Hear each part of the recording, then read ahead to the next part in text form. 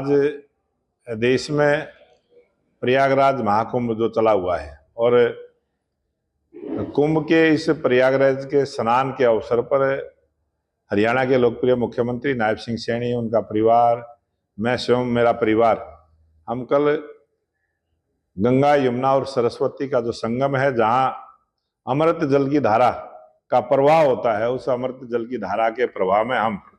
अपने आस्था की डुबकी लगा के आए हैं और एक कामना करके आए हैं कि हरियाणा प्रदेश के 3 करोड़ सभी भाइयों और बहनों के लिए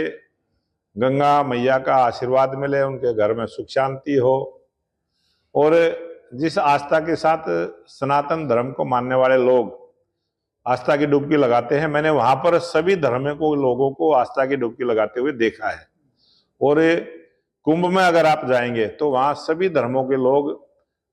गंगा, यमुना और सरस्वती के उस संगम पर, उस अमृत जल की धारा में अपनी आस्था की डुबकी लगा के आते हैं और माँ गंगा, यमुना और सरस्वती से कामना करके आते हैं कि उनके घरों में सुख समृद्धि रहे, देश में सुख शांति रहे और देश तीव्र गति के साथ विकास के रास्ते पर आगे बढ़े और ये देश 2047 से पहले विकसित राष्ट्र बने। इस प्रकार की भावना के साथ हमने अपनी आस्था की डुबकी लगाने का काम किया। जिस प्रकार से 124 भारतीय नागरिक, जो भारत का नागरिक है, वो हमारे लिए, हमारे देश के प्रधानमंत्री नरेंद्र मोदी जी ने अनेक बार ऐसा कहा है कि जनता जनार्दन है, हम भगवान के रूप में अपनी जनता को मानते हैं और जो भी हमारे देश के नागरिक हैं वो सम्मानित नागरिक हैं और वो किसी कारण से जैसे भी वो गए, उस ज्यादा विषय में ना जाते हुए,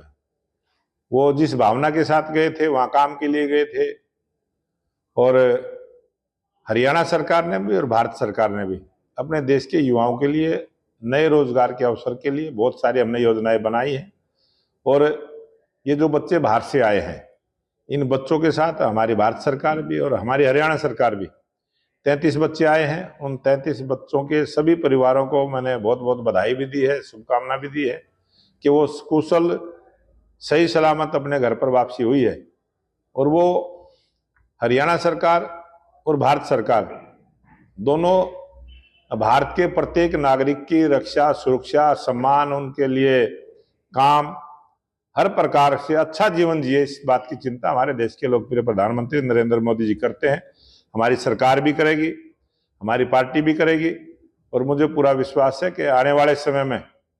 आप देखेंगे बहुत बढ़िया ढंग के साथ हम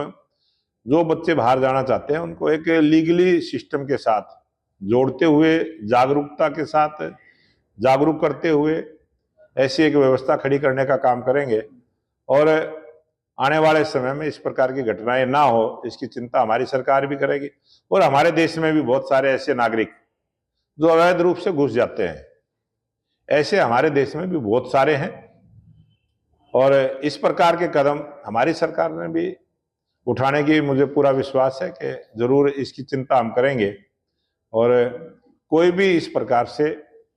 दूसरे देश का दूसरे देश में जाकर रहता है, उस देश को पूरा अधिकार रहता है इन सब चीजों की कार्रवाई करने के लिए। आगे से हम, हमारी सरकार भी और हम भी इस पर ध्यान देंगे कि इस प्रकार से जो बच्चे हमारे कहीं गए, अगर उसका परिवार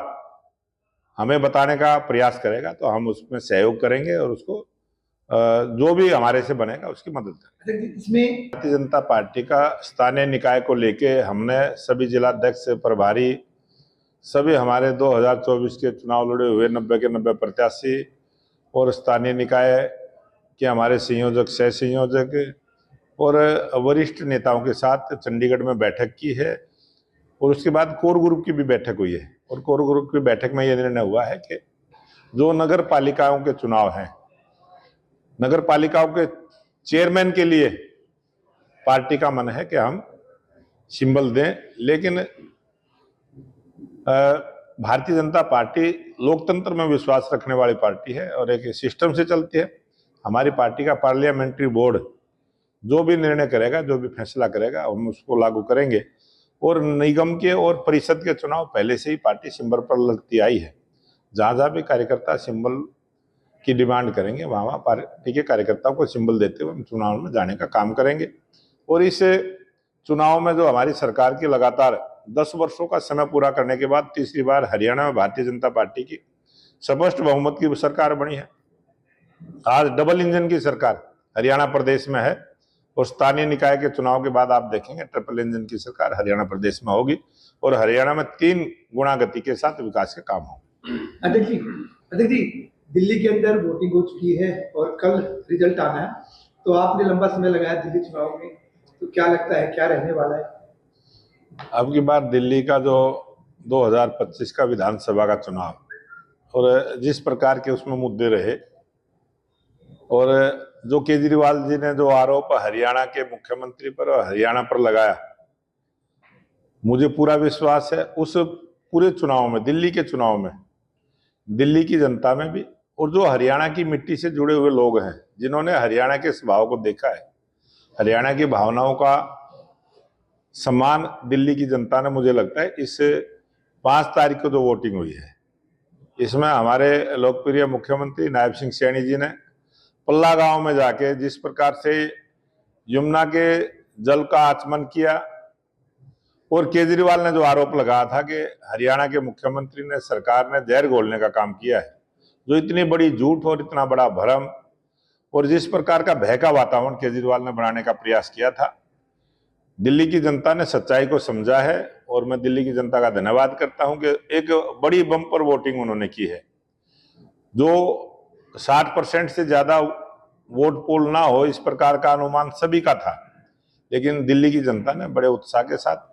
भारतीय जनता पार्टी के कमल के फूल के लिए, देश के लोकप्रिय प्रधानमंत्री नरेंद्र मोदी जी की नीतियों को विश्वास, नरेंद्र मोदी जी की जो काम की शैली, लोकप्रिय प्रधानमंत्री नरेंद्र मोदी जी ने जो बातें चुनाव के समय कही, उन सब पर भरोसा करते हुए दिल्ली की जनता ने कमल के फूल को आशीर्वाद देने का काम किया है। और 8 तारीख को जब रिजल्ट आएंगे, मुझे पूरा भरोसा है कि अब की बार स्पष्ट बहुमत की सरकार 27 वर्षों के बाद भारतीय जनता पार्टी की बनेगी। हमारे जो स्थानीय निकाय के चुनाव चले हैं, इसमें 6 तारीख और 7 तारीख को प्रत्येक जिला हेडक्वार्टर पर हमने सभी का बायोडाटा नामांकन लेने का काम किया है और 8 तारीख को प्रत्येक जिला के अंदर हमारी जो कोर कमेटी है उस पर पैनल तैयार करने का काम करेगी और 9 तारीख को हरियाणा भवन दिल्ली में 4 बजे से हमारी पार्लियामेंट्री बोर्ड की जो चुनाव स्क्रीनिंग कमेटी की बैठक है, स्क्रीनिंग कमेटी की बैठक हरियाणा में 9 तारीख को 4 बजे से रहेगी। प्रत्येक जिले को अलग अलग टाइम देकर हम बुलाने का काम करेंगे। तो क्या कैंडिडेट्स लिस्ट कब तक जारी हो जाएगी? लिस्ट जैसे ही हमारा हरियाणा स्टेट की स्क्रीनिंग कमेटी पैनल को केंद्र को भेजेंगे और केंद्र से जैसे ही इजाजत होगी, मुझे लगता है 10 और 11 तारीख में हम अपने नामांकन की जो लिस्ट जारी करेंगे।